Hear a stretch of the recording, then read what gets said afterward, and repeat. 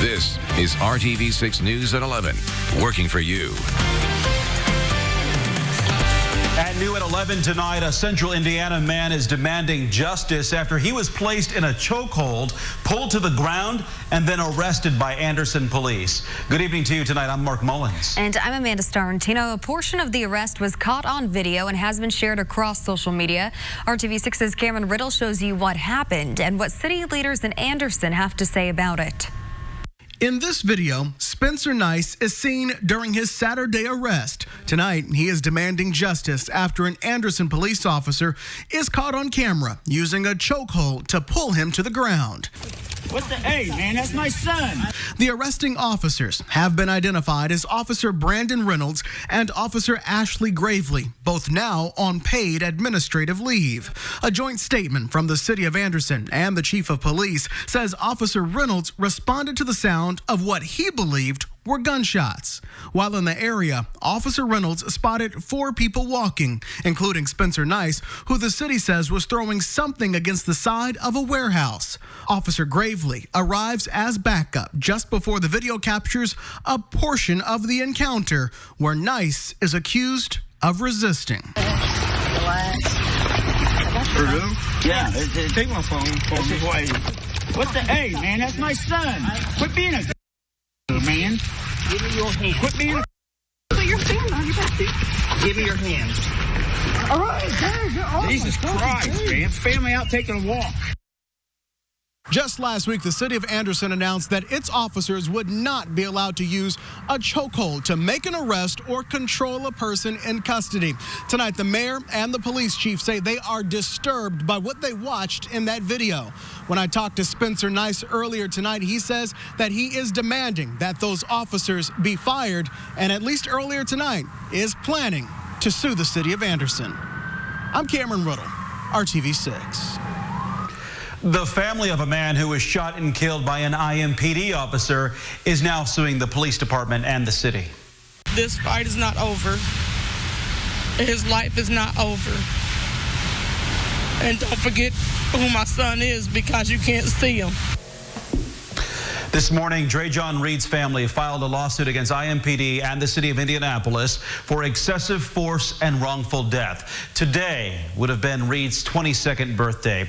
Police say he was killed in an exchange of gunfire with an officer while trying to run away after a car chase on May 6th. The lawsuit claims the officer, DeJour Mercer, never commanded Reed to drop a weapon or warn Reed that he was going to shoot. Attorneys for the family say they are also dealing with a lack of answers in the investigation.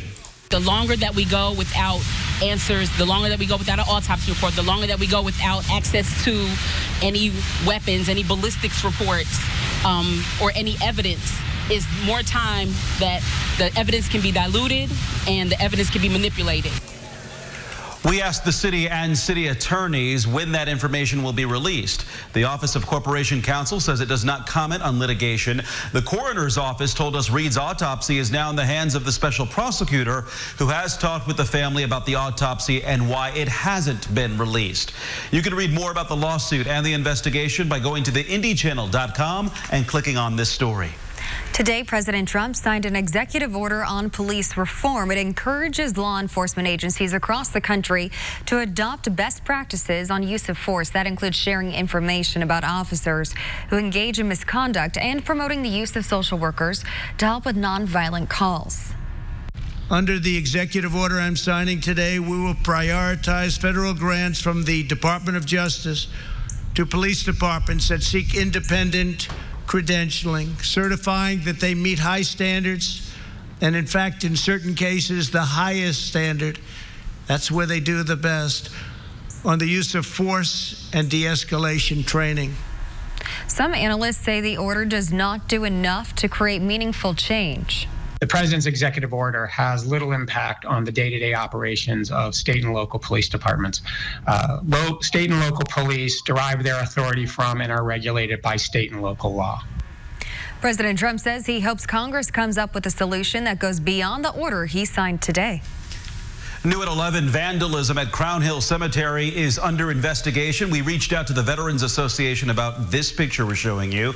The VA says the substances on these gravestones were described as tar and feathers. The association says it's working with law enforcement to identify whoever is responsible for this. Crews cleaned up the mess after it was discovered. A plaque seen in a video shared with RTV6 identifies this part of the cemetery as the Confederate Mound. According to Crown Hill's website, that's where 1,600 Confederate prisoners of war were buried after they died at Camp Morton. Now to the Storm Team 6 forecast. Sadly, there is no baseball at Victory Field this season. It's a beautiful night, though, for a game, even at this hour. Kevin. And what a beautiful sunset. If you happen to miss it, don't worry. Andrea Connell has you covered. This up in Hamilton County, Westfield sunset reflecting off of the water. Picture taken over the handlebars of the bike. Beautiful. It's still comfortable now. 73 in Indy, 69 in Muncie, 3 degrees cooler in Bloomington. Skies will be clear overnight, and when you wake up in the morning, headed out the door, temperatures, they'll quickly climb mid-morning to the low to mid 70s, almost 80 by noon. And your afternoon high temperature up to 85. That's the base temperature from which we'll continue to warm up. We'll talk about the 90s, break down your Father's Day weekend forecast as well shortly. More help is on the way for millions of people who are still out of work due to the pandemic. Some Hoosiers may be eligible for 13 additional weeks of unemployment starting June 28th. The Indiana Department of Workforce Development made the announcement this week. It comes as some people continue to wait for their benefits. Nathan Taylor says he's laid off from his job as a truck driver. He and his girlfriend just moved into a new home, and they are expecting a child, which means going 10 weeks without unemployment benefits has been especially difficult.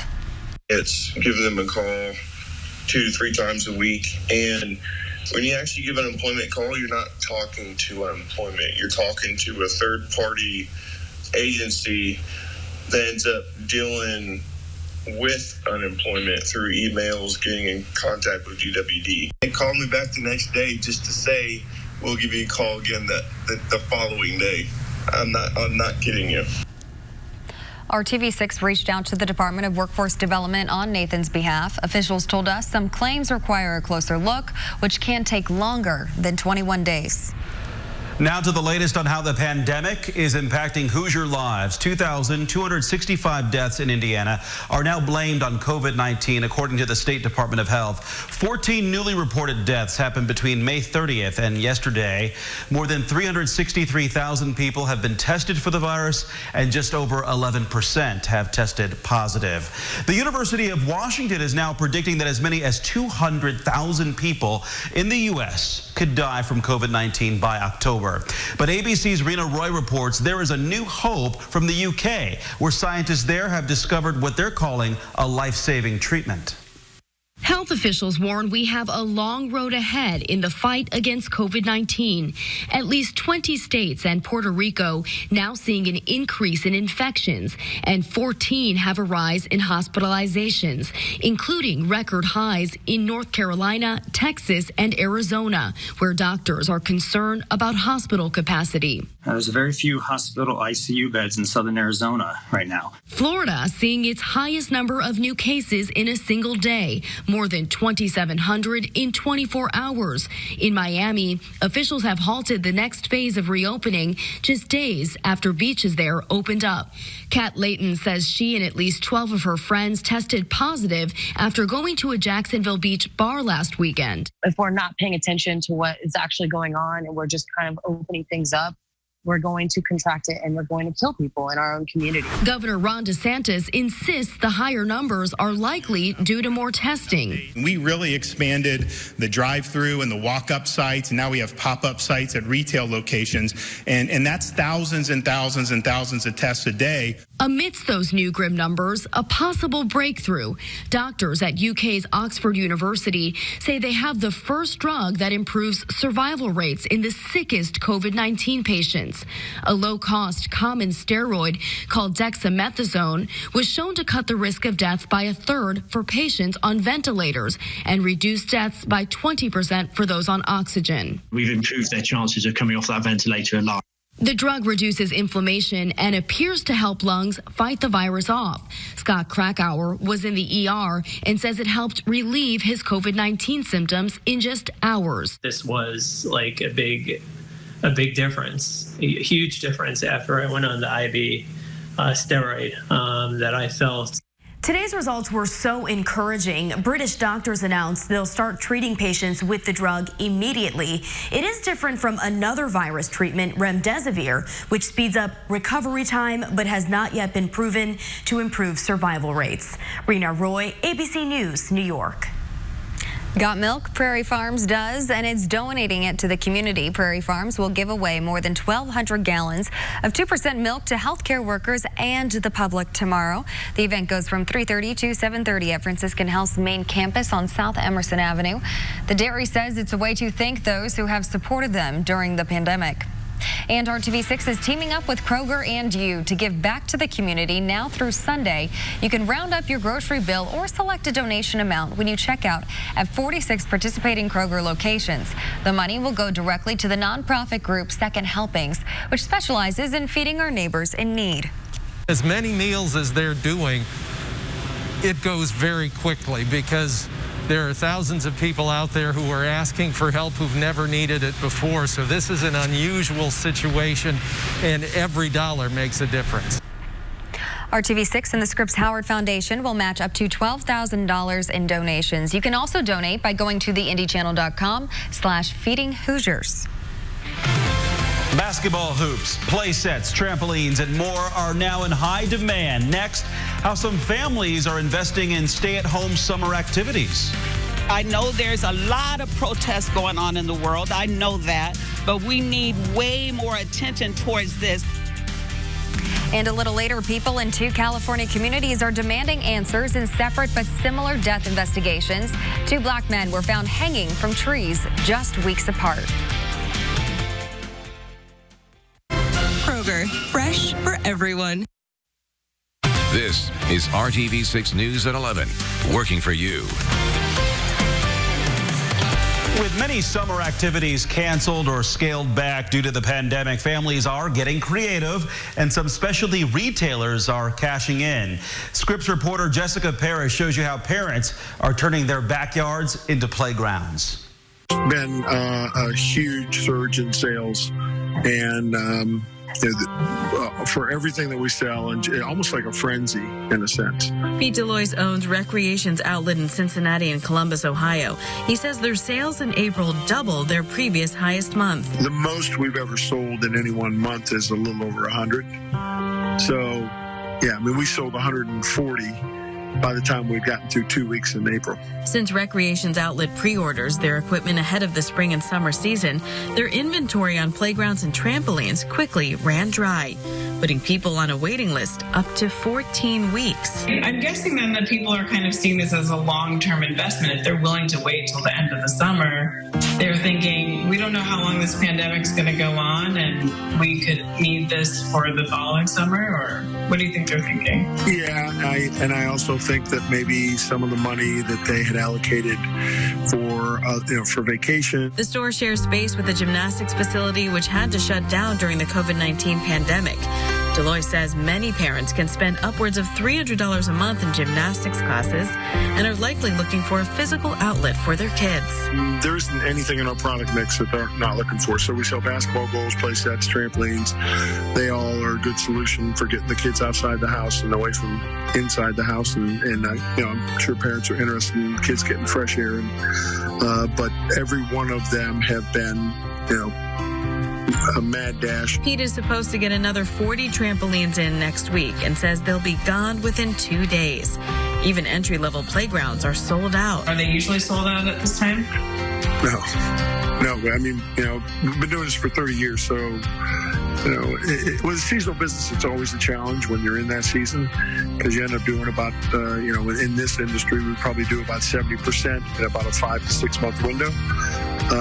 But we're prepared for it because we've done it over and over and over again. But we weren't prepared for this. Not prepared, but grateful that his business is doing well and helping families turn their backyards into a fun place to vacation at home this summer. I'm Jessica Parrish reporting. And now to the forecast, Kevin. This week would be a good time to have a backyard swimming pool. It's been nearly perfect, hasn't it? And temperatures get even warmer, and so the pool becomes more necessary. Trampoline, whatever you want. Okay, let's take a look at another sunset this evening. Marcia Lingle sharing this picture. Love the reflection on the water. A beautiful evening. Temperatures hit 83 today, and they've been cooling since then. We're in the low 70s now. May was wet, over 7 inches of rain so far this month. Pretty dry, just over an inch of rain, and that sets the stage here, being dry to warm up rather quickly. Our next opportunity for some rain on Saturday, so you may not need to water, or you can wait, see if you get lucky and catch one of the thunderstorms there. Temperature trend each day, progressively warmer, probably peaking Saturday.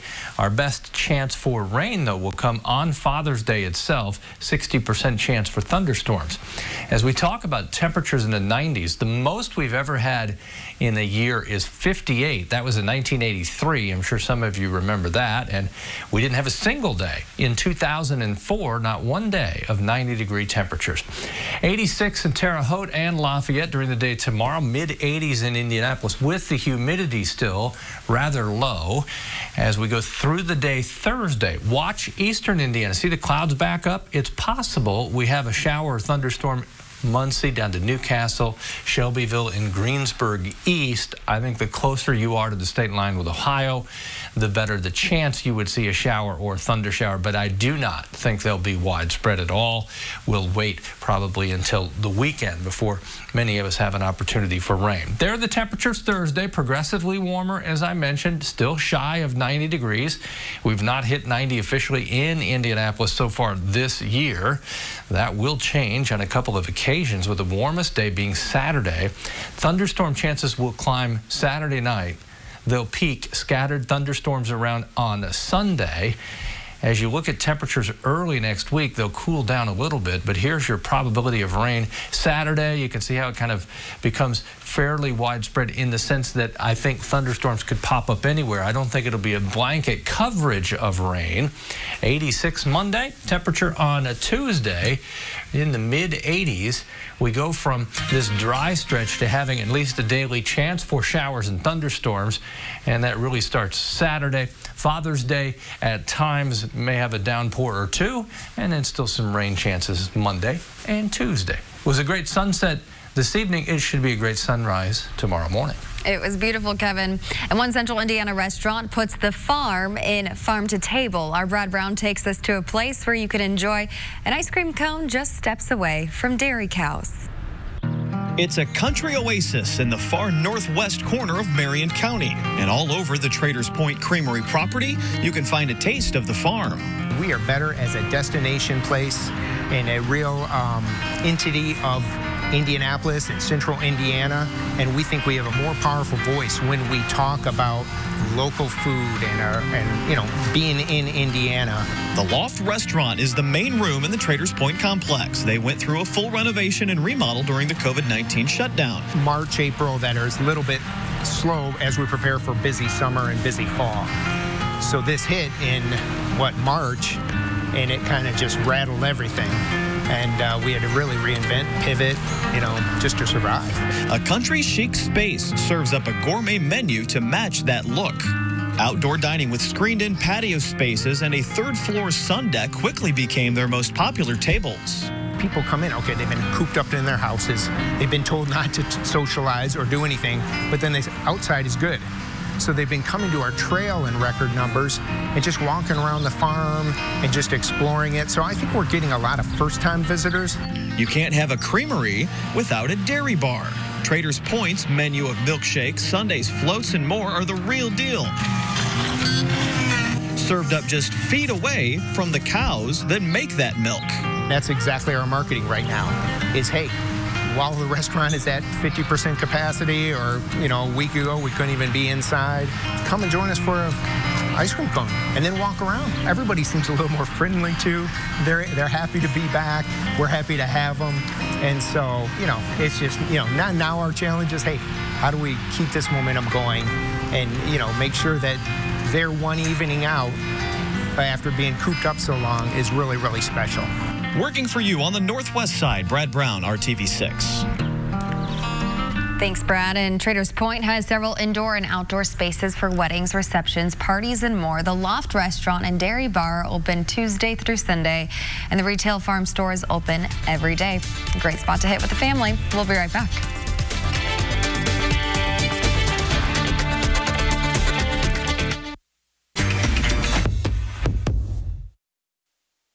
This is RTV6 News at 11, working for you. Calls for answers are growing louder after the deaths of two black men in Southern California. They were both found hanging from trees less than 2 weeks apart. Authorities are working to figure out if there's a connection here. ABC's Rena Roy reports families and protesters are demanding transparency. Tonight, a heartbroken family searching for answers in the death of 24-year-old Robert Fuller, found hanging from a tree in Palmdale, California's Central Square. My brother was not suicidal. First responders discovered him hung by a rope around 4 a.m. on June 10th, still wearing his backpack. Paramedics cut him down. Probably was laying right here and laying down close this way. Over the weekend, celebrities like Kim Kardashian and Viola Davis suggesting Fuller was lynched. But so far, no official cause of death has been determined. The initial reports appeared to be consistent with a suicide, but we felt it prudent to roll that back and continue to look deeper. Investigators will be looking at forensics on the rope, plus Fuller's medical and cell phone history. They're also searching for surveillance video nearby. It touches everyone's heart because Robert Fuller was a young man in the prime of his life, and my phone is constantly ringing about concerns about this. It means a lot to a lot of people, obviously, because of the social unrest and concerns about the actions of police. Mass protests now taking over the small city. Whether we want it now! As the FBI and Department of Justice say they are actively reviewing the investigations into the hanging deaths of two African-American men in the cities of Palmdale and Victorville. The other just 11 days before, 38-year-old Malcolm Harsh also found hanging from a tree less than 50 miles away. Officials say foul play is not suspected, but the cause and manner of death have not been determined.